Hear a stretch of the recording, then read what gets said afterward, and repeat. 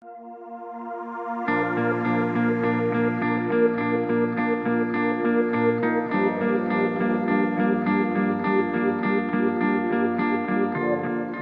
of all, we've got a split plot, so basically all the secondary cultivations are either into one's through with the shakavator as the primary, or one's through deep ploughing. So we did that, and then basically we superimposed all the secondary cultivations onto that. So the first one we did was just straight in with a deep ridger. So now that wouldn't have been a practical commercial option for this field, and I did have the option to come back after I've ridged up with the bed tiller, but we decided to chew through it and not, because obviously I had those treatments over there in the other field. So we thought we'd just churn through it and very slowly and see if we can, you know, what effect we're actually having underneath by doing the minimum amount of cultivation. The next one we did was to do the shakavator deep ridging, or if you like, mimic what you would happen if you grubbed and then deep ridged, if you like. But obviously we did that in the one operation with the machine that you can see over there, with the deep ridges on the back.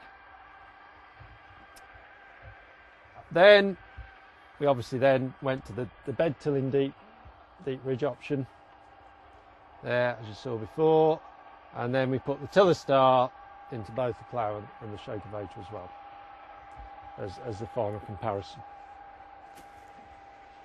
So again, we looked at the destoning speed and the impact that had on the overall costings, as well as the actual cultivations that had taken place. And here you can see an advantage, you know, because of the soil movement angle, that clearly, you know, we were going pretty slow to create the bed just deep ridging straight in, as you might imagine, but there definitely was an advantage with the plough over the shakavator as the primary there. Pretty much not a lot of difference between the shakavator, either twice through or with the plough and then the shakavator deep ridging. Then, as you'd expect, we were getting an increase in speed when we looked at the bed tilling deep ridging, and this time with the tiller star we were able to go slightly faster, although we weren't breaking any records, and getting the job done. So you can see here the pictures.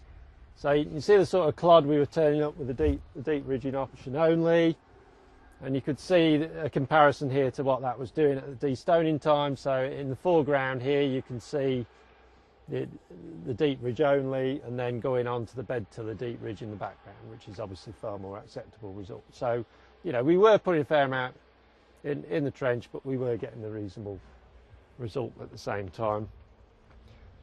Here you can see immediately, as soon as we got to the shakavator deep ridging, we got an awful lot less clod going on. You know, reasonably nice finish to the bed, and we could destone that okay.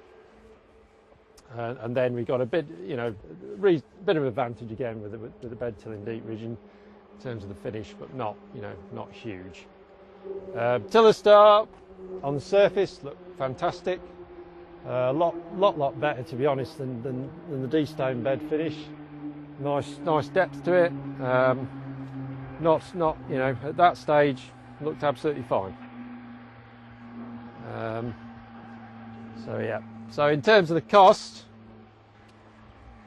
big, you know, fairly big saving to go straight in with the deep ridges, as you might imagine, but as I said, not really a commercial option on this field. Shakavator deep ridging coming out quite good on cost.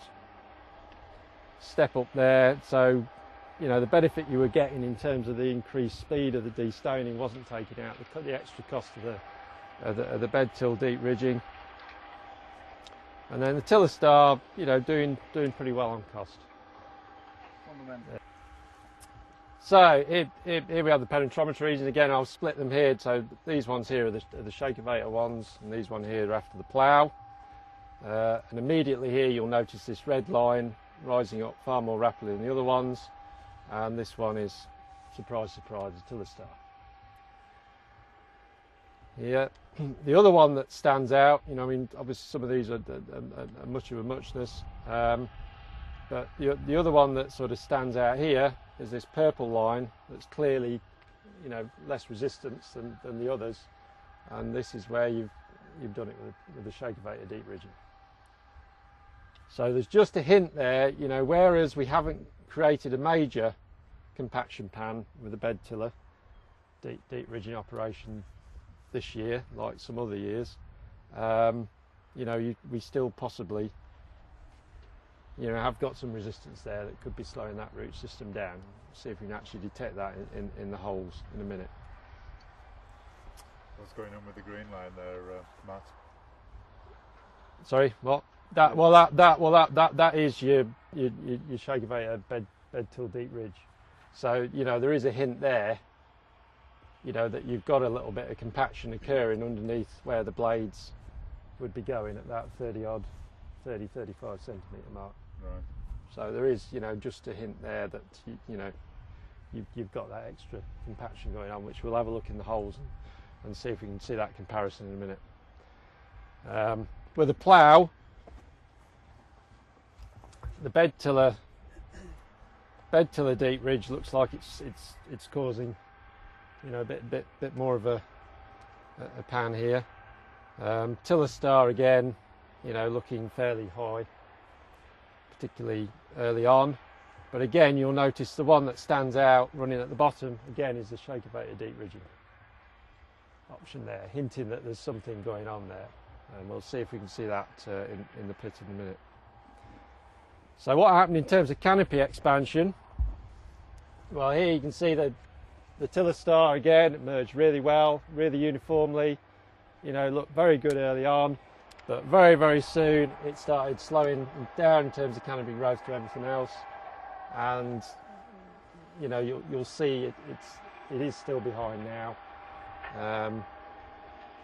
But you can clearly see that it's just slowed the canopy development down.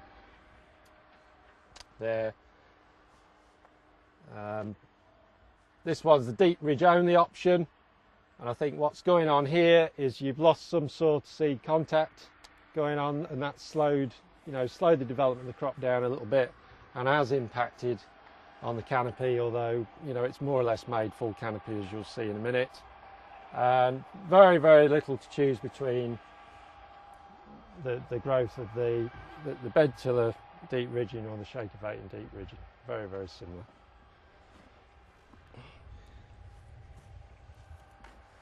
So in terms of the plough, you can see here again, you know, this time we've got an advantage, I think, to the extra smashing up of the clod going on with the bed tiller deep ridge, which means you've got slightly faster growth, although they both got to the same point at the same time. The Shakavator deep ridging just slightly behind it, and again you can see the effect from the, you know, sword seed contact that's gone on with the straight deep ridging into the ploughing, and also you can obviously see the effect that the compaction's probably having with the tiller star as well. I think it's generally been considered that, you know, if you're going to cause compaction with a de-stoner with a share, you know, working in sort of wet plastic soils, yeah, it's that can cause compaction. But what we tend to see is I mean, I did a lot. I did quite a lot on work on bed tilling last season, and actually, what happened last season was that it was so wet at depth. And this is actually also, you know, bed tilling after deep ridging is actually worse as well, because you actually got the effect that it's quite often the tractor that's not on the right tyres, because it's the hired in tractor and everything else, and you've obviously got the tyres running at the depth, you know, that when that compaction squashes out, it's going exactly under the plant. So you've got that going on as well as the blades. But last year, basically, the action of the bed tilling essentially formed a pan directly under the rooting system, and in trials just taking out that bed tiller gave you 40% more yield last year. You know, this year it's you know, it's better conditions, and I think what you've seen is just the root system slow down instead.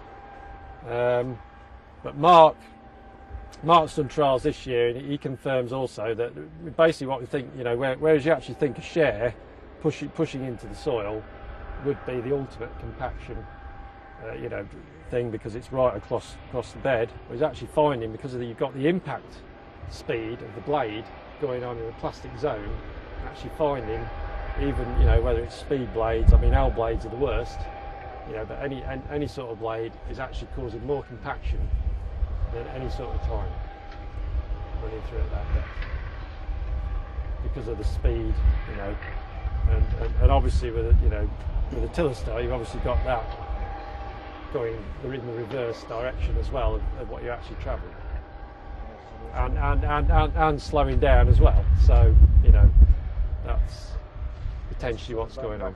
Start off again with a bed to the deep ridging, and I think the only thing just to notice here is, although the roots have gone down through it, perhaps just notice here there's just that slightly, you know, more compact layer, and if you just notice when we get to the shagavated deep ridging plots, you might just detect a little bit of difference going on there.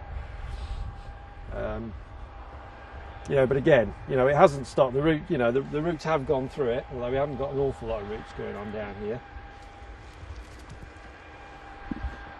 So you'll just see a difference in a minute when we get on to some of the others. You can also see the layer of straw there that the plough's left, and very little organic matter in the ridge. Yeah, you just feel that there's just that little bit of a tighter layer there. You just compare that to one or two later on. Then just with the, you know, after the shagavator bed to the deep ridge, very same scenario, but again you'll just see the wavy line as we saw before, you know, where it hasn't just quite cracked it all out at depth. A similar thing going on, and again you just feel that, just that little bit of a stop with the spade. And if you just notice some of the others later on, you'll see there might be a bit of a difference there. Right, so just deep ridging straight into the shagavating, and you can see here there's just, you know, you can see the clod that's actually gone into the ridge, and I think here we've also probably lost some of that, you know, the depth of that topsoil that we've actually got, you know, because we've obviously ended up putting more into the trench, you know, but we have made a suitable sized bed, you know, it is relatively free underneath, you know, and the roots are going down, you know, but the depth to the actual final sort of subsoil pan is kind of less, because we've ended up throwing quite a lot out into the trench by doing that. And you can consequently see the canopy isn't just quite as good as some of the others, you know. Then you know, then with the ploughing, you know, you can see the, you know, you see the extent of the amount, you know, amount of soil we've lost by putting it into the trench. Yeah, but again, you know, it's left it relatively free until you get to that plough pan. But we're obviously getting to the plough pan a lot quicker because we've thrown, you know, an awful lot out over the spade stops on the plough pans, everything about the straw. So again, you know, if you compare that to some of the canopies in a minute, then that's not quite as good.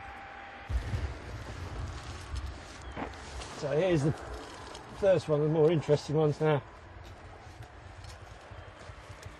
Can you see how, you know, in comparison to the bed tin, you see how that's, you know, the consistency of that and the looseness of that all the way down. And you see how we've actually cracked out into the subsoil. For the first time we're really getting the roots right down here. Right down into the subsoil. You know, so here we've achieved a pretty good result. You see all that wavy line has pretty much gone that we had with the single pass with the shagavator. So, you know, the roots are pretty vigorous all the way through this area here, and pretty consistent. And again, you can just see the crops responding in terms of the canopy to that extra free rooting zone it's got. And you feel that there's just no stop to push through Right down the subsoil. in the subsoil. So again, achieved a pretty good result.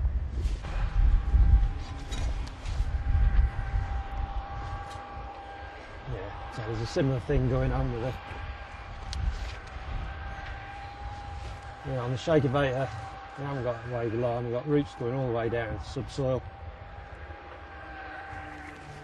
Here, all the way down, I haven't got, cracked out in between, all the way down, achieved a pretty good result.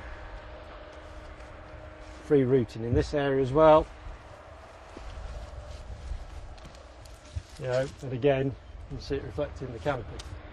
We also notice where it's not being ploughed, there's not that layer of stubble and organic matter from the plough. It's all mixed up in the bed. I've grown not so much of a problem here, but I grow some land grow potatoes on some land not too far away from here, where there's no organic matter in the soil at all, and what you've got is what's there in front of you on the surface in the stubble. On that land, it does tend to need subsoil anyway, but we tend to use the shakerator as a primary cultivator, and ridge up with the tiller and try and retain the small bit of organic matter we can within the ridge to stop it slumping.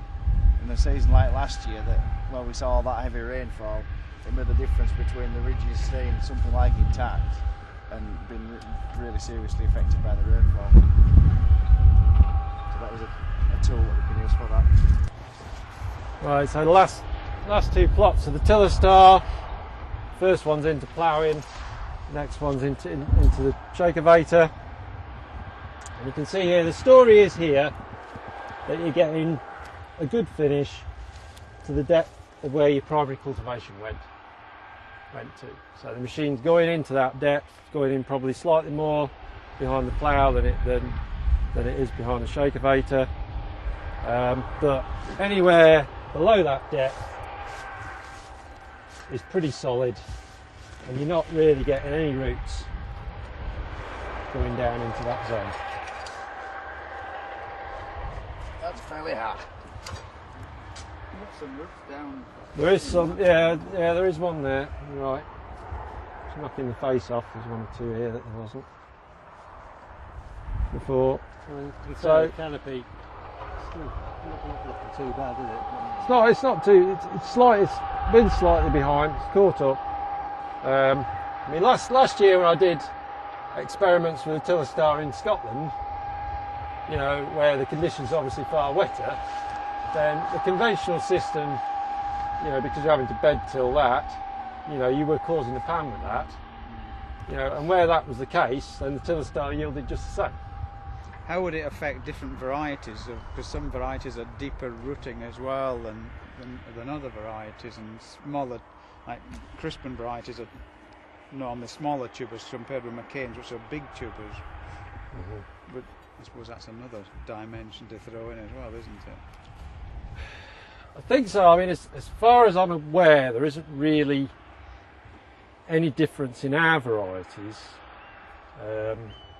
Some of the Japanese varieties have far sturdier roots and can actually probably get through more compaction zones. I'm not aware of any particular data we have in this country that suggests that one variety is more able to get through, more soil resistance than others. I mean, obviously, the more indeterminate the variety is, the longer it goes on, the later it flowers. Obviously, the deeper the rooting system is.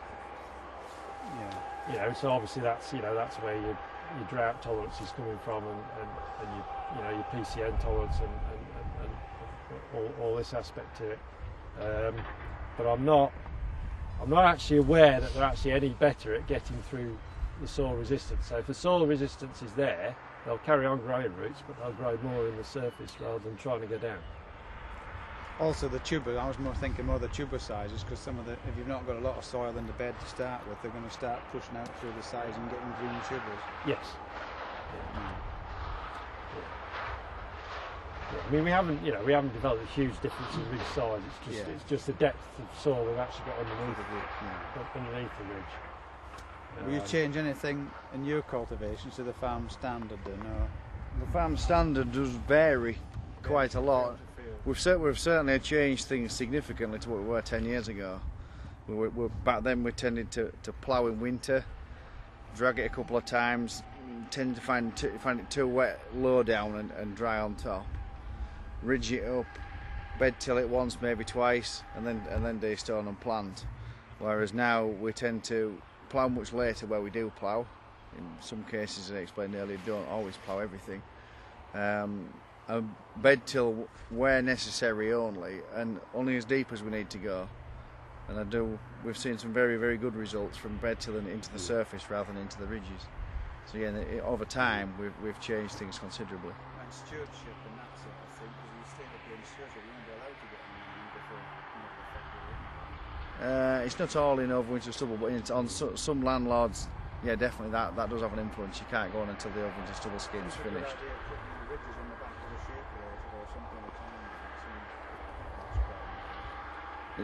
It has made the difference between when there's solely a pair of ridges, we tended to find they could wander about too much behind the tractor, and you didn't get a consistent enough ridge. With the shaker it also helps loosen the soil a little, because it's virtually taking the place of having to drag it in between ploughing and ridging it, and it helps keep the ridger at a more consistent depth. The other thing that we've changed actually is the bodies on the back of the ridges. If you look at those on the back of the tiller, they're just the same on the back of the shaker. They're a convex bodied ridger. For years and years we used the old jumbo ridges that I guess everybody did. And there's too much soil tends to land back in the hole, and the sides of the ridge are too sloped. But with the convex bodied type ridger, there's a square hole in the bottom, and the sides of the ridge are much steeper. Thereby all that soil that you may have cultivated, instead of it dropping back in the hole, it's staying in the ridges, which is what the potatoes are going to be planted into, obviously. So that was a very worthwhile change, was that, definitely. Yeah, I think so. I think the only difference to the cultivation situation this next season is the fact that, for the first time in about 5 years, at the minute it's still actually dry at depth. And so the soil is actually, you can actually use the subsoil as still properly and get proper shattering. And I think for land, if it's your own land, for land coming up in the potato rotation, as well as land going into the potatoes next year, if you can take advantage of that and really shatter the pans out properly now while it's dry, then it's worth doing as a rotational cost, essentially. Because you may not get another opportunity before you put the potatoes in. A few years ago, actually in the sugar beet field, we subsoiled it when conditions evidently were too wet in winter time, late September. Come to plough it in springtime, and because it had been too wet when we'd subsoiled it, all the water was at the bottom of the slots. It was virtually unploughable. We had a hell of a job trying to establish a crop of sugar beet in that. If it had been potatoes, we would have had to have tried a different field or something. It wouldn't have been plantable. As I actually forgot to mention in the introduction at the start, we've tried different things over time in various different trials, often in cultivations, but not necessarily completely. I've been a member of Syngenta Application Club for quite a while, mostly with potato desiccation. And one notable thing we did in 2011 was I split a 15-acre field into 3 bits, trying different nematicides and seed treatments on a crop of innovator again, and it was irrigated. And the difference in results between the worst and the best was 9 tonnes to the acre. So the fire was lit then. We had to be looking at this harder and find out, can this be replicated? What's made these results so good? And hopefully you'll see some of that as we're going through the field and look at the nematicide trials. And on the back of that, we got interested more into trying different things. Did some smaller scale trials with SAC last year, with cultivations predominantly, and that's led on to me hosting this. So yeah, lots of things to learn. Yeah.